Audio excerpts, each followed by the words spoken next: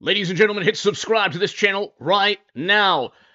You are going to hear former and future President Donald Trump in a second. You'll hear legal scholars not only talk about the immunity case, but we'll get into the hush money nonsense and the fact that Michael Cohen lied. The case completely imploded, just like every single case against Trump.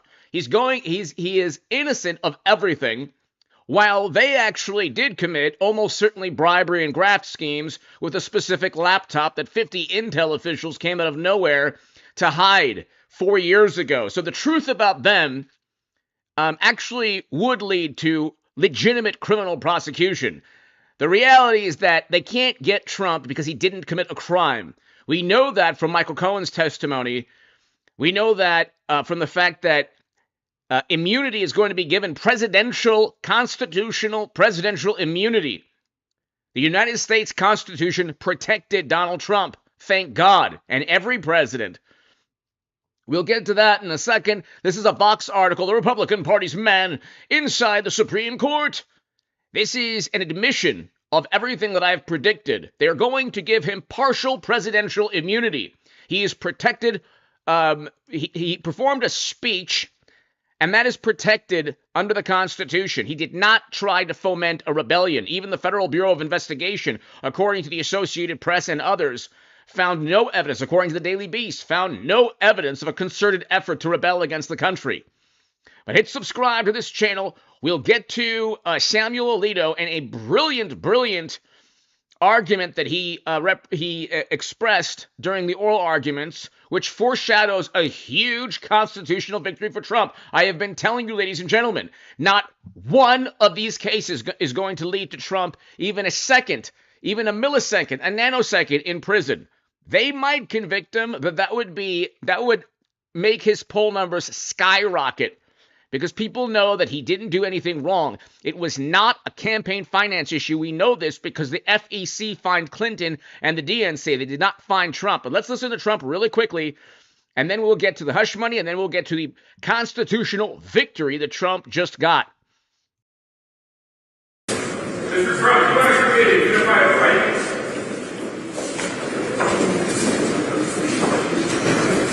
Well, thank you very much. Just to begin, the news on inflation it really is rampant. It's moving at a level like people have not seen. They don't seem to be able to cut it down. Biden has no control over what's happening. He started it with energy, and now it's taken on a life of its own. It's very sad. We'll get it fixed. I'd like to be out campaigning right now, but again, I'm going to be in here almost 5 weeks in court. They have no case. There's no crime. Every single legal expert, and I can say this again and again, and every time they come out, maybe at some point they'll come out and say, oh, we found something. But every single legal expert, Andy McCarthy, Jonathan Turley, Mark Levin, every one of them, Greg Jarrett, these are great talents. These are actually very brilliant guys, and they're not necessarily on my side historically over the years. But they're very talented people. They're legal scholars, highly respected. Every single person is saying there's no crime. There's no crime. It's a kangaroo court. There's never been anything like this that I've ever seen. Now, I had 2 other trials that were kangaroo courts also. It's stacked up. And hopefully appellate division will take care of those things because they're egregious. And the problem is that New York is really on trial itself. The whole world is watching. They're seeing what's happening. And you can't use conflicted judges. This is a conflicted judge, highly conflicted judge. And you just can't do that. You just cannot allow that to happen because you ruin the whole system. The whole system comes tumbling down. And New York, look, I love New York. This is where I grew up. I was born here. I grew up here. And I see what's happening with this judicial system. And it's just, they call it all kangaroos. And we just can't have it. And I think the appellate courts can take care of a lot of things, but this one shouldn't even get to an appellate court. This should be an easy ruling, and it should really be, and I think it would be great for Judge Marchand to rule from the bench and to terminate this witch hunt. And it needs it. It really needs decisiveness. Every single scholar says there's been no crime, he's done nothing wrong. And I'm fighting for 300 billion people. I mean, I have no choice. It's not that I like doing this, sitting in an icebox all day for 7, 8, 9 hours. and it's a very cold room, I will tell you that. But I'm doing this because our country needs it. Trump is right. If you are a conservative, or if you are a supporter of Donald Trump, or if you're a Republican, or even if you're Nikki Haley, and you go up against a very corrupt system, they will indict you. And that's exactly what happened to Trump. Now, Clinton used private servers with top secret intel on them. It is illegal to do that. The Honorable James Comey said no reasonable prosecutor would indict. They imagined a reasonable liberal prosecutor, and they said, nah, that person wouldn't indict. They give every benefit of the doubt to, for example, mashed potato brains, our president. Well, you know, the special counsel stated recently, his special counsel, he did mishandle classified data in like 5 or 6 different locations, but he's an elderly man with cognitive issues, according to the special counsel that looked into the Biden's mishandling of classified data. And it was far worse than anything they accused Trump of. Trump was a president with the power to declassify. And that, by the way, that trial is postponed indefinitely. Because according to reports, a government agency, which shall remain nameless, mishandled the evidence, possibly to frame Trump. So that of the 4 major cases against Trump is out the window. The Georgia case is completely dismantled. The D.C. case, he'll get a huge presidential constitutional immunity victory, which I've been telling you, just like the 9-0 Supreme Court victory overturning the absurd unconstitutional Colorado ban. I told you about that one. And then you have the case in New York, which is a complete farce. Everything they have against Trump emanates from liberal sensibilities, and then they utilize their view, their warped, distorted view of reality, and try to infuse that vision into legal statutes by accusing Trump of breaking statutes that were never used against anyone else. These are misdemeanors that were elevated to a felony because of a non-existent federal crime. The FEC fined Clinton and the DNC for purchasing the Steele dossier. They did not fine Trump. Our Constitution's under threat. Our country needs it. So here I am. I will be doing something in the morning and then probably coming back in the afternoon. And we'll be resting pretty quickly. Resting meaning resting the case. I won't be resting. I don't rest. I'd like to rest sometimes, but I don't get to rest. But we have a phenomenal case. We've won the case by any standard. Any other judge who would have thrown this case out. Any other judge would have thrown this case out. And I think that Juan Merchan would do himself and do the state and the city a great service by doing what everybody knows should be done. And so we're going to go in. We'll have another little scrum in a little while, perhaps. It should end a little bit early today. We appreciate you suffering with us. Look, you've been with us for 5 weeks, and you see it. The crowds outside, we can't get... It's not a very big thing for us. We don't really care that much. But people want to get out there, and you have all police. The only people that are let out there is the radical left lunatics. And they put our people 4 or 5 blocks away. There are a lot of them, too. But I say that doesn't matter. What matters is what's going on in this courthouse. So thank you very much. We'll be back a little bit later. Thank you. Sir, why did you post that video about the unified... So, ladies and gentlemen, Vox, just today, the Republican Party's man inside the Supreme Court. There's 4 cases.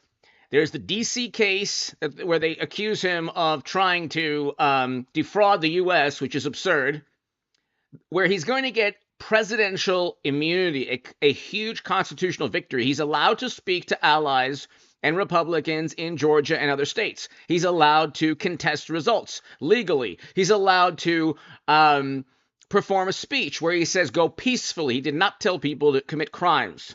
Okay? Trump's speech had literally nothing to do, absolutely nothing to do with why certain people committed crimes.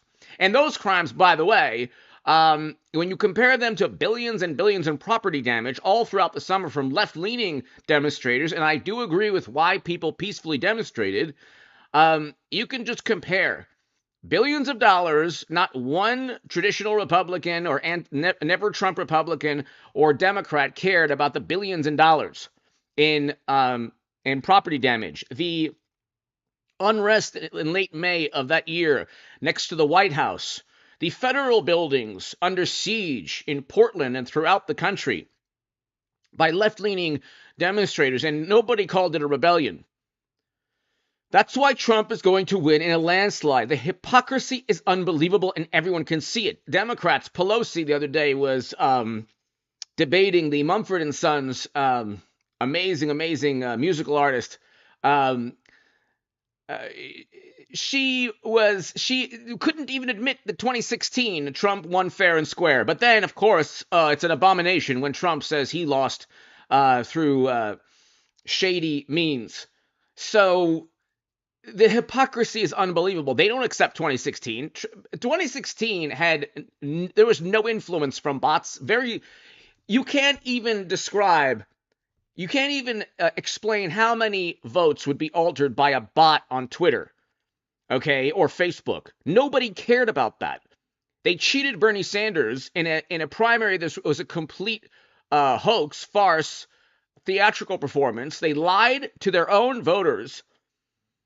The DNC chairwoman was forced to resign because their emails were published by a publisher who is being persecuted now. They go after Assange. They go after Trump. They go after anyone who reveals how corrupt the system is. Okay, you might say Assange and Trump and Giuliani. You might say these people. If you're on the left, you might not like these people, but these people revealed exactly how corrupt the system is. RFK Jr., okay, Tulsi Gabbard. These are all heroic, courageous individuals. If you don't like them, that says something about you as a person. If you don't like Trump or Assange or Elon Musk or Tulsi Gabbard or Rudy Giuliani, that says something about you as a person.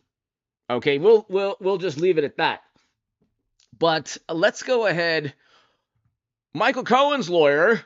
So Cohen derives some kind of distorted credibility from the left by being Trump's former attorney. Well, Robert Costello is Michael Cohen's former attorney. Listen to this. Former legal advisor says that he is ready to take the stand at former President Trump's trial and that he can contradict Michael Cohen's testimony. Bob Costello says the prosecution's star witness told him years ago that he had nothing on former President Trump. That conversation came up during Cohen's testimony. Prosecutor Susan Hoffringer asking Cohen, quote, during that meeting, did you tell Mr. Costello the truth about what Mr. Trump's role was in the payoff to Stormy Daniels?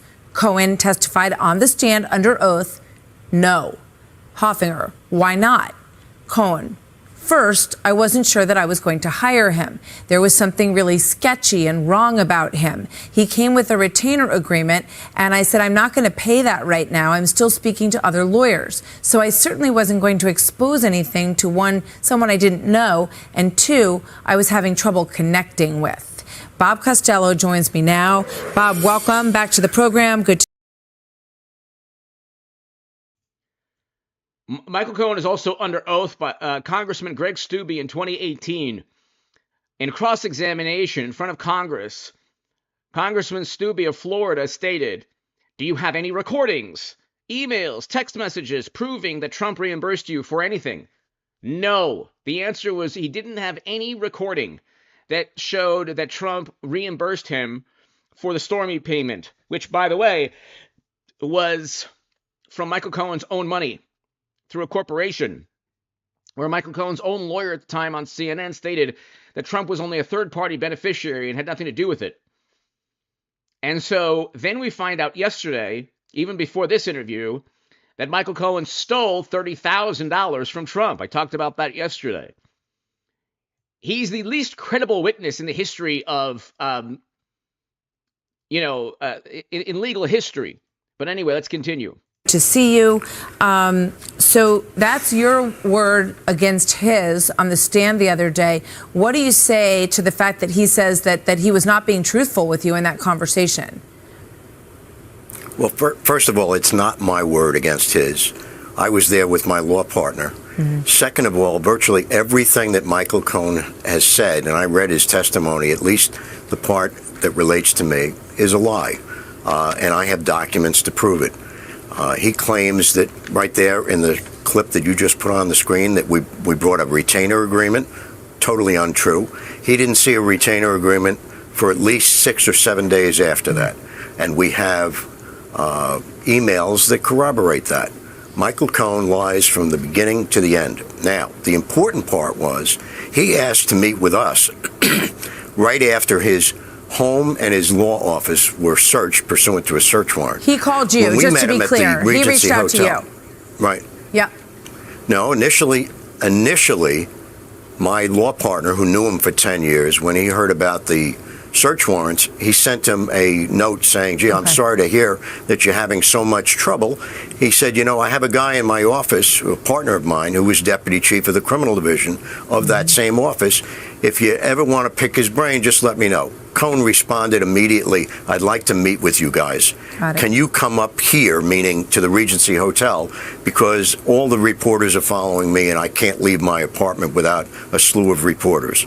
So we agreed to do that the next day. The two of us arrived. We went to a conference room on the second floor of the Regency Hotel. That's the first time I saw Michael Cohen.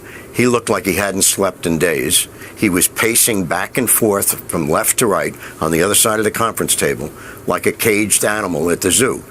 And he told us that he was suicidal. He said 2 nights before he was on the roof of the Regency Hotel, ready to jump off the roof and kill himself because he knew he couldn't handle the enormous legal problems that were coming his way. So in terms of the credibility of a witness, number one, was Cohen motivated to turn on Trump because of pressure from the Southern District, from Democrats? When they say Trump pressured people, nobody pressures others more than Democrats through bureaucracy, through the legal system, through political allies, through a city, for example, a city infrastructure run by Democrats. Michael Cohen committed crimes on his own, financial crimes that had nothing to do with Trump.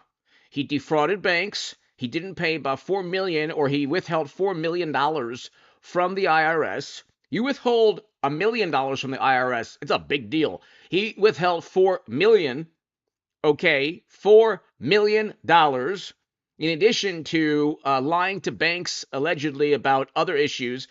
He was convicted of that. He was not convicted of campaign finance issues. They added that, and they said you have to plead guilty.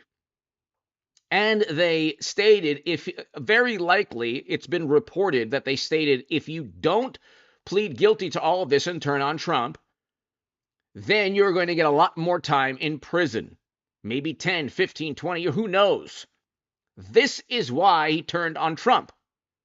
And then you get the people on the left, which is so hilarious. These people believe, like, they fancy themselves to be the protagonists in this whole saga, this political soap opera. They're the antagonists. It's like that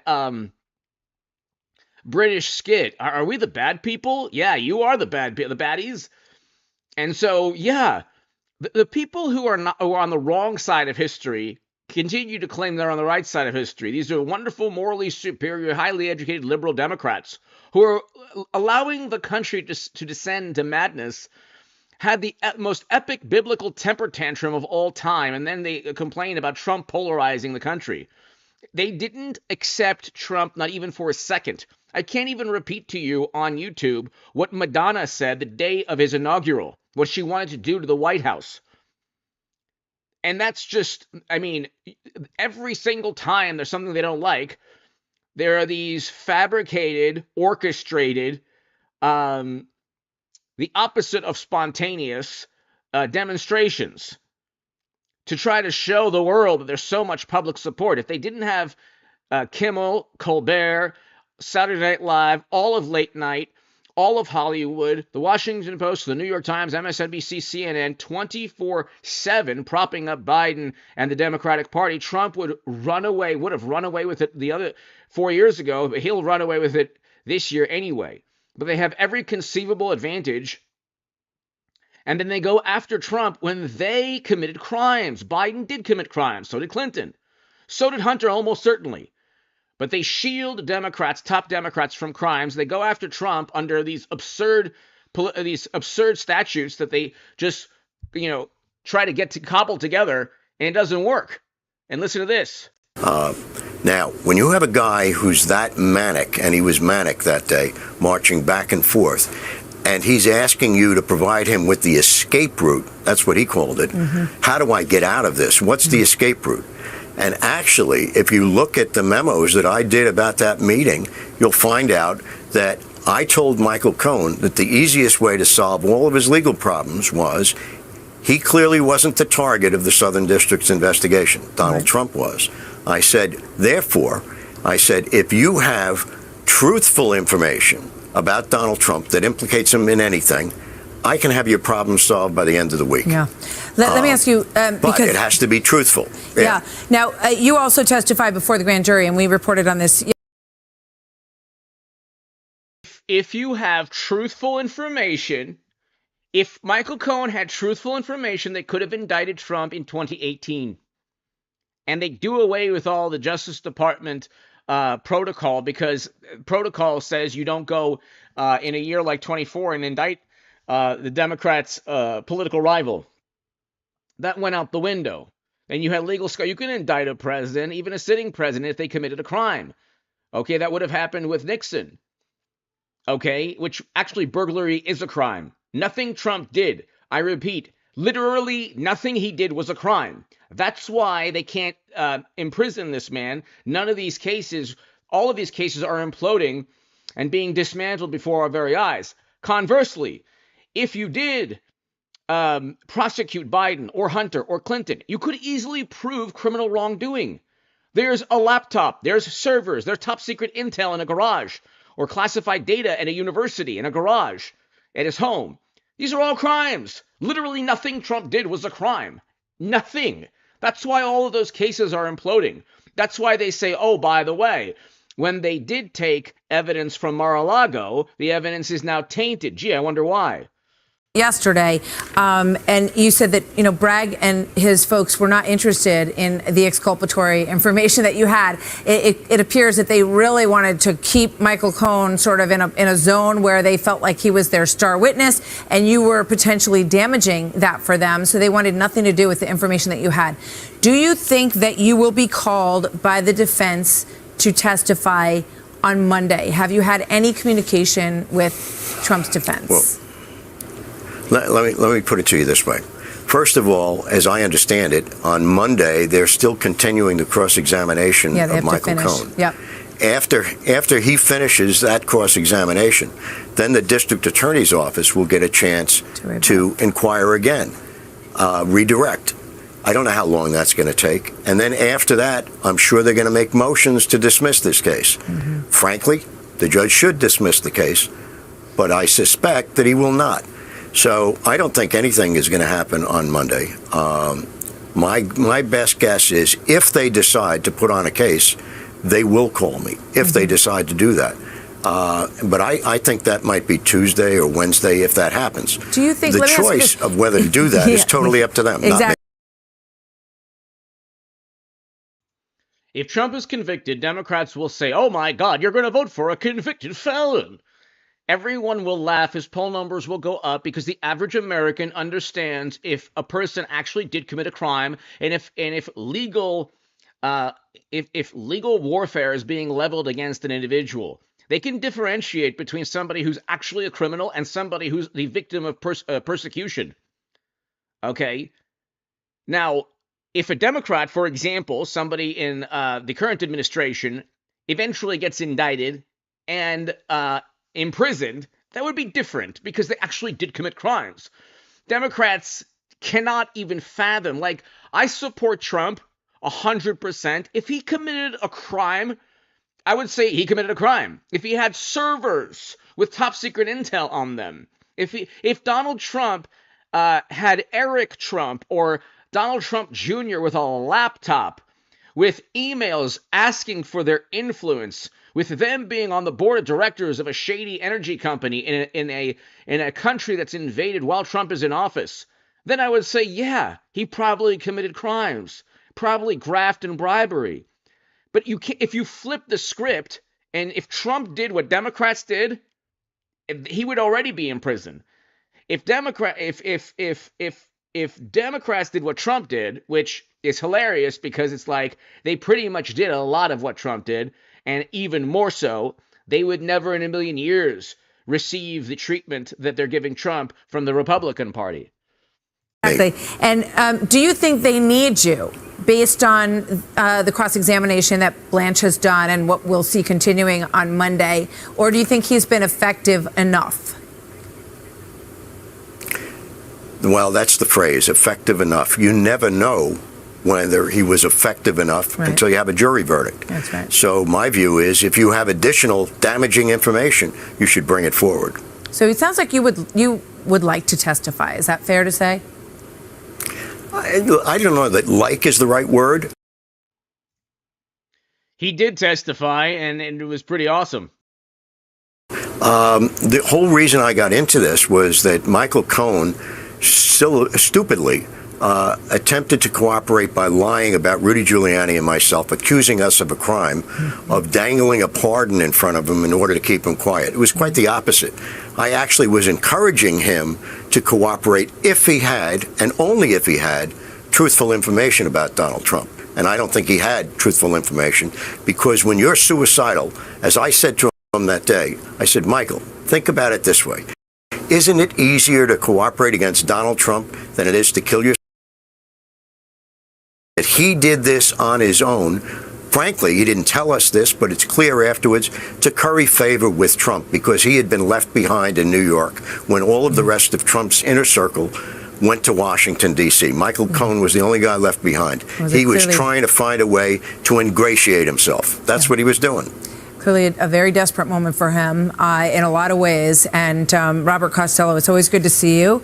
We'll be watching, of course, with interest as this moves forward and the defense decides whether or not they will bring a case.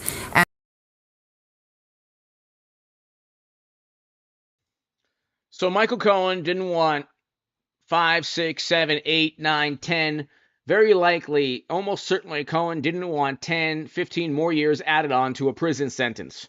He didn't actually want to go to Rikers and then to prison someplace in New York. And he just didn't want, 5, 6, 7, 8, almost certainly 10 more years behind bars for crimes that he committed. Number one, he shouldn't have committed the crimes. It say when you commit the crime, you better get ready to do the time. He shouldn't have committed those crimes. He was making pretty good money. It's really funny. You make $4 million, pay the taxes on it. And okay, yeah, New York is very expensive, the most expensive state along with California. But it's like, that's not Trump's fault.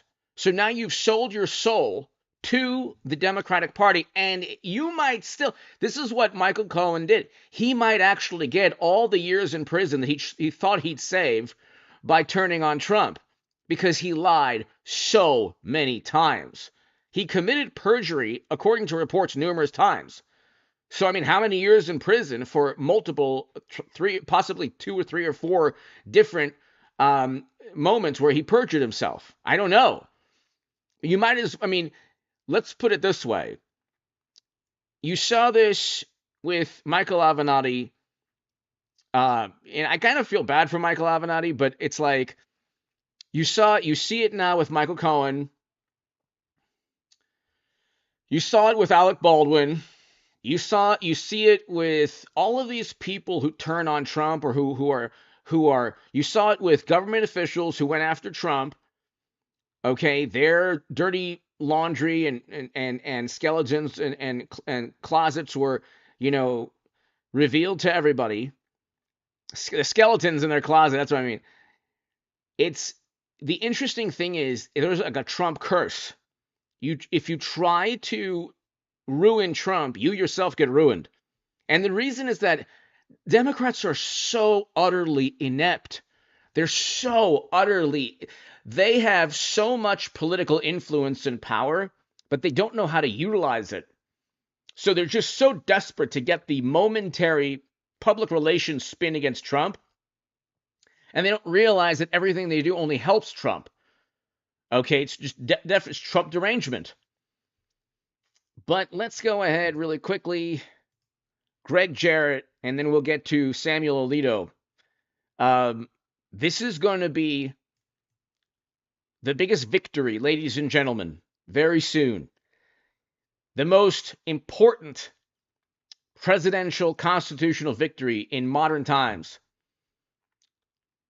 You're looking at an obvious politically motivated and partisan effort to imprison a man who did nothing wrong. Trump, if you know anything about politics, you know he did nothing wrong. If you know anything about the law, he did nothing wrong. He was accused of doing all of these things. And now every case, ask yourself, if you are a morally superior, highly educated liberal Democrat, you think Trump is guilty, why are all these cases prosecuted by liberal Democrats with judges that in almost every case favor that ideology? Why are these cases imploding? And why, if he gets convicted, will it be overturned almost, hopefully immediately, but 100% guaranteed an overturn of a conviction? Why can't they get Trump in prison? Because he didn't commit a crime. If Trump wanted to imprison Democrats for committing crimes, he could easily do so. Because they did commit crimes. Having a server with top secret intel is a crime. It's impossible to do so from a cybersecurity perspective. You can't transfer top secret intel onto private servers. Okay? You also can't store classified data at a university, which is what Biden did. Bring in Greg Jarrett, Fox News legal analyst, to weigh in on this. Hey, Greg, what are your thoughts? What's your reaction?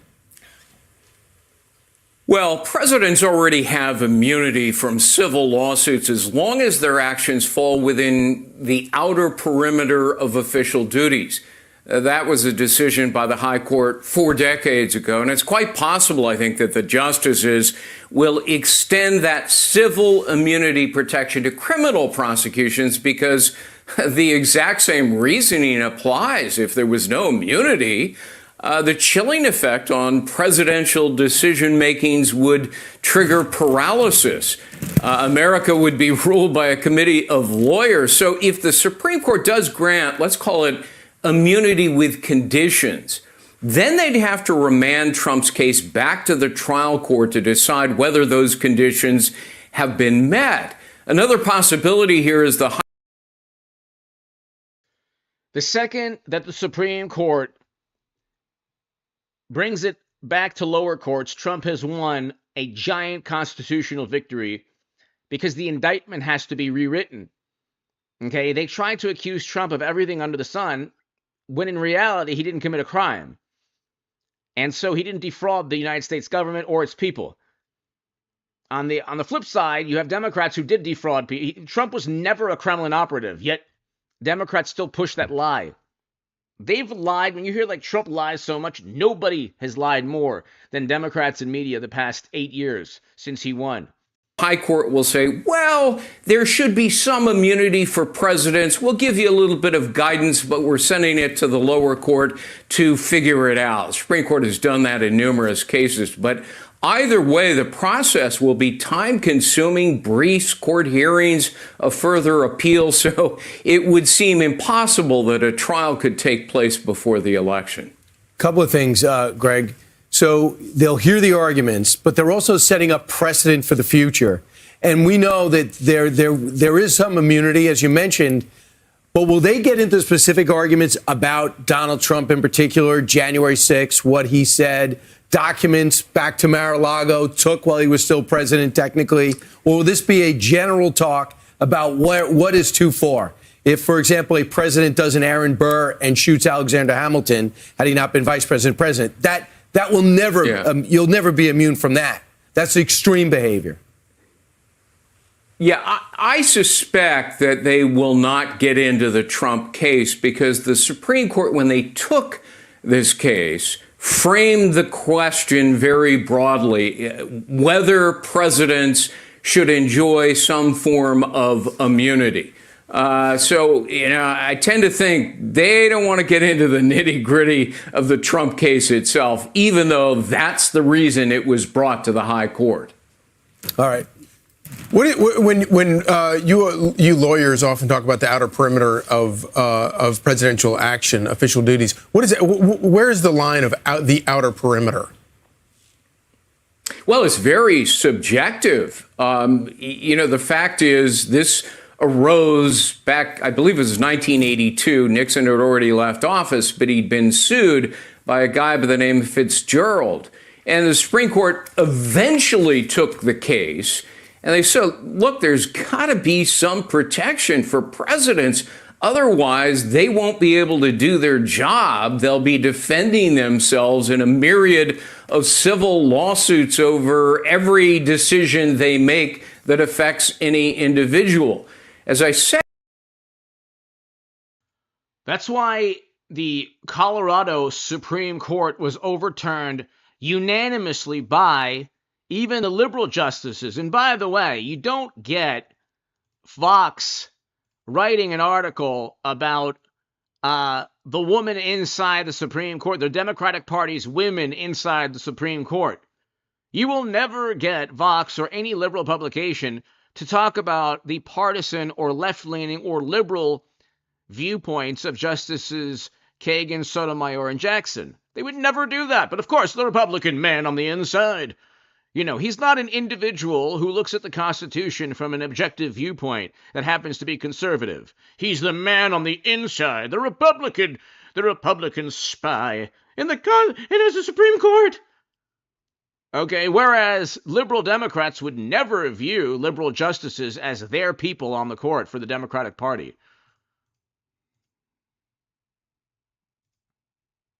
The same sort of reasoning applies to criminal cases. What I worry about is, a president who has to make a very immediate and important national security decision.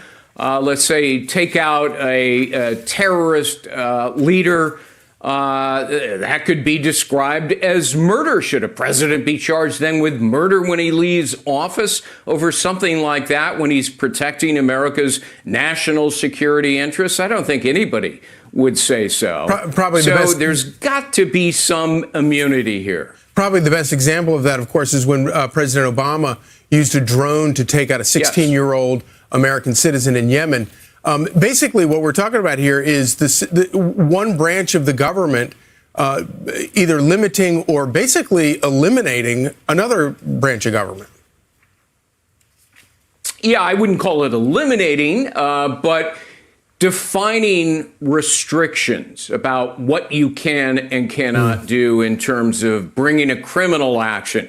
And of course, it's propitious now because there's 4 indictments criminally against Donald Trump, which many critics, myself included, believe were politically motivated to interfere in the upcoming election. It's classic lawfare, the weaponization it's coincidence. of the law. Everybody knows it's just a coincidence. Purposes. Greg, it's just a coincidence. You're such a conspiracy person. Greg, really quickly, before we let you go, we want to talk about the New York case because the hush money trial continues day 7 today downtown. And we're expecting the judge to rule on the gag order today. We're also expected to hear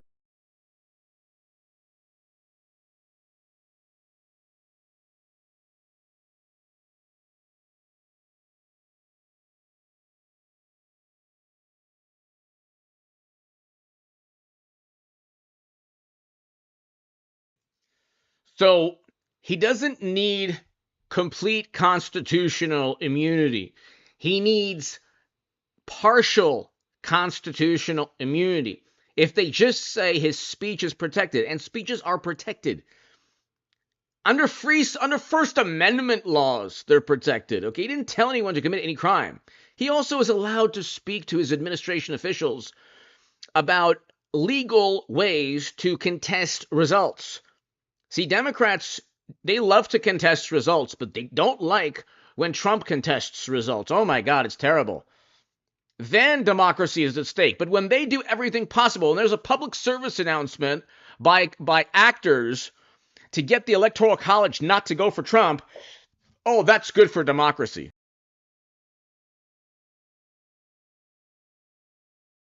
Case up, but I know Greg, yourself, issue up. The court would decide. I predicted the outcome of this Case.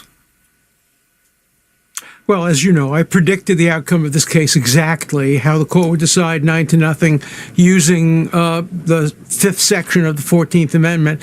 On the issue of immunity, I'm going to make a prediction here, too. I think both sides argue too broadly. I think Trump was wrong to have his lawyers say that if a president orders the SEALs to kill his opponent, he can be immunized unless he gets impeached first. That went too far. The answer should have been, of course not. Now let me explain. But I also think the lower court went way too far by having no immunity whatsoever and saying that whatever a president may have had immunity while in office, he loses that once he leaves office. I hope and I suspect that the court granted cert in this case in order to come out with a nuanced decision that focuses on precisely what are presidential acts. And if they're within the scope of presidential acts, then they have to go beyond the presidency itself. Let me give you an example. One reason that what Democrats and media did, and even the liberal justices, they said, well, what if Trump tried to go ahead and sell the planet to Martians and pocket the money?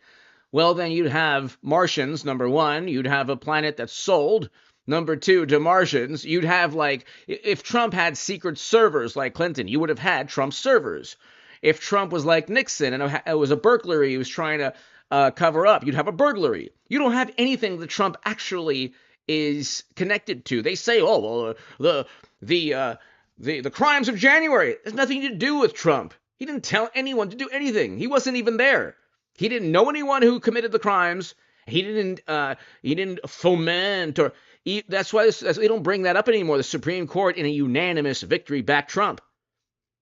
Okay, overturned the Colorado ban, like I said they would. So Trump didn't do anything in particular. They are so offended by the fact he doesn't care about their sensibilities.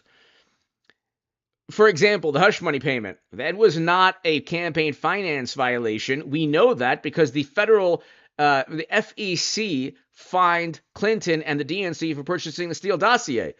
Not Trump. Trump was the only one not fined by the FEC for 2016. But they still went after him, even though the statute of limitations ran out on the misdemeanors. They are so desperate to say convicted felon Trump that they said, well, it was a federal crime. He was trying to hide with business reporting that was false. He labeled legal expenses. What on earth was wrong about that? Furthermore, even if he did pay Stormy with his own money and not campaign money, there wouldn't be, because it was a personal expenditure and he wanted to, if he just said, look, you know what, I want to protect my wife, my family, friends from knowing about it, that's enough for it not to be a campaign finance violation, according to Bradley Smith and Hans A. von Spakovsky, former FEC chairman. But again, nobody cares about the specifics on the left. President Eisenhower in 1954 sends troops down to implement Brown versus Board of Education. One of the everything he did as a politician or as an individual. So I think the Supreme Court hopefully will come out with a nuanced decision that will give guidance to the lower courts as to when immunity is applicable, when it's not applicable. We can bring the country together on this issue as well, instead of simply having extreme views on both sides. You know, I actually concur with what you just said. And I think, Greg, what Professor Dershowitz is saying is that the argument. According to the FEC, what Trump did was not a crime. They looked at the hush money. They decided to fine Clinton and the DNC for purchasing the Steele dossier in 2016, which, by the way, was a foreign document from a foreign spy and full of complete lies, so much so that even Michael Cohen was suing BuzzFeed. Okay? There was nothing that Trump did literally nothing in any of the cases that was a specific crime. Now, he was a president with the power to declassify. He performed a speech that had nothing to do and told people to go peacefully. He didn't commit a campaign finance violation. And in Georgia, he had every right to speak to whomever he wanted to. He's a president and he leads a political party. There's nothing he did wrong. Now, Clinton had servers with top secret intel on them, impossible to transfer legally, and also from a cybersecurity perspective, top secret intelligence on the servers. And then you had Biden, who committed numerous crimes with classified data, not as a president with the power to declassify. Trump was a president with the power to declassify. The National Archives, by the way, could have easily gone after Bush, Obama, Biden. They didn't. They went after Trump. These government agencies are run, in many cases, by liberal Democrats who despise Trump. That's why you had a lot of people from the DOJ and the Bureau and others who were fired because of bias against Trump. I mean, this is the thing. It's like Democrats are all into public relations, and then they do the most unethical, unlawful things, and they went after Trump, their political rival. Trump, boasts and engages in hyperbole, but he doesn't do the things that Democrats do. He doesn't have media propping him up, and yet still he's up in the polls. We had a great economy, great foreign policy. We had record low poverty with Trump. We didn't have the inflation or interest rates. We didn't have the madness around the world we have with Biden. Let's continue. Argument of absolute immunity probably is too broad, and a more nuanced judgment of the court, I think, would probably be more appropriate in this case, and maybe even the better argument for the court. Your take? Well, I think the Supreme Court looked at the circuit court decision and said, hey, you went way too far. You're dismissing any notion of immunity, even if a president acts consistent with his duties. That is absurd logically. And it's inconsistent, by the way, and this is the important part, with the Supreme Court precedent 4 decades ago that a president does have absolute immunity from civil lawsuits as long as his actions fall within the outer perimeter of his official acts. Well, Sean, the exact same reasoning applies to criminal prosecutions. If it's otherwise, my goodness, the chilling effect on presidential decision-making would trigger paralysis. Instead of a chief executive, so America would be ruled by a committee of lawyers. They'd be afraid to do anything out of fear of future prosecution. Greg, let me ask you this. Would a more nuanced version versus the argument of absolute immunity maybe be, of course, you have freedom of speech, but you can't yell fire in a crowded building? Would that be... Exactly. Would there be an analogy there? Yes. And you would expect the court to do that. And Jordan said this as well. I suspect the current justices will extend the existing immunity standard in civil actions to criminal cases and then remand the Trump case back to the trial court to decide whether Trump's acts are covered as official.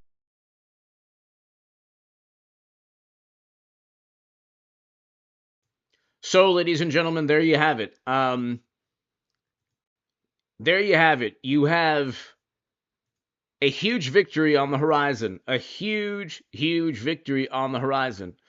They're already gearing up. You have liberal publications already saying, oh, the Republican Party's man on the inside of the Supreme Court. Oh, the Supreme Court is Trump's. Well, you know what? All of late night, the Washington Post, New York Times, MSNBC, CNN, Vox, Daily Beast, and you have 30 publications essentially working for the Democratic Party, run by liberal Democrats, run by liberal Democrats, and giving the vantage point of a Democratic Party, giving Democratic Party viewpoint on everything. The Supreme Court is the only institution we have that isn't run and influenced by the Democratic Party. So this is a huge victory. Stay tuned. I will be back tonight at 10 p.m. Eastern, everybody. Be here at 10 p.m. Eastern, everyone. Thank you so much. God bless you all. Hit subscribe if you're new to this channel. Thanks, everybody. I'll be